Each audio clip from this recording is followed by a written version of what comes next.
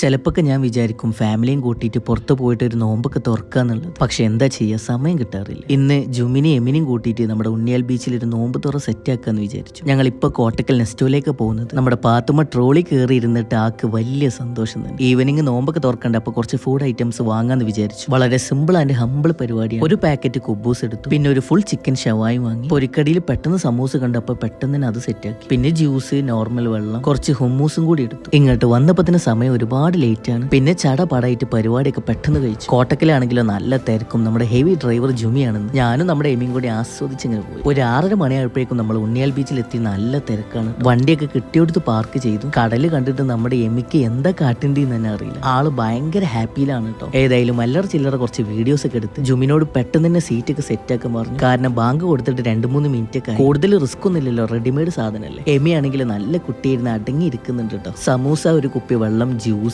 പിന്നെ കുറച്ച് cut fruit ഉണ്ടായിരുന്നു. ഇതൊക്കെ നമ്മൾ അവിടെ നിന്ന് വാങ്ങിയതാണ്. പിന്നെ ചിക്കൻ ഷവായി ഉണ്ട്. സോസിന്റെ മയോണൈസിന്റെ കാര്യം ഒന്നും പറഞ്ഞു വേണ്ട. ലേറ്റ് ആയതുകൊണ്ട് കിട്ടിയത് എടുത്ത് പോകുന്നതാണ്. ഏതായാലും നമ്മൾ കുബൂസ് ഒക്കെ പൊട്ടിച്ച് നോമ്പൊക്കെ തുറന്ന് റാഹത്തായിട്ടോ. ആ ഒരു ഈവനിങ് സമയത്ത് കടപ്പുറത്ത് നോമ്പൊക്കെ തുറക്കാൻ വല്ലാത്തൊരു ഫീലാണ് കേട്ടോ. എമ്മയൊക്കെ നമ്മുടെ കൂടെ ഫുഡൊക്കെ കഴിച്ച് സമൂസിന്റെ കാര്യം ആലോചിക്കുമ്പോഴാണ് മക്കളെ കുറച്ച് ദിവസം കൂടി നമ്മുടെ കൂടെ ഉണ്ടാവുള്ളൂ. ഉണ്ണിയാൽ ബീച്ചിൽ അത്യാവശ്യം നല്ല തിരക്കുണ്ടായിരുന്നു. ഞങ്ങൾ പെട്ടെന്ന് സീറ്റൊക്കെ പിടിച്ച് സെറ്റാക്കി കേട്ടോ. സംഗതി അടിപൊളി കളറായിട്ട് കഴിഞ്ഞു. ഇതേപോലെ അടുത്ത പ്രാവശ്യം ഒരുമിച്ച് നോമ്പ് തുറക്കാൻ വിധി തരട്ടെ എന്ന് പറഞ്ഞുകൊണ്ട് ബൈ.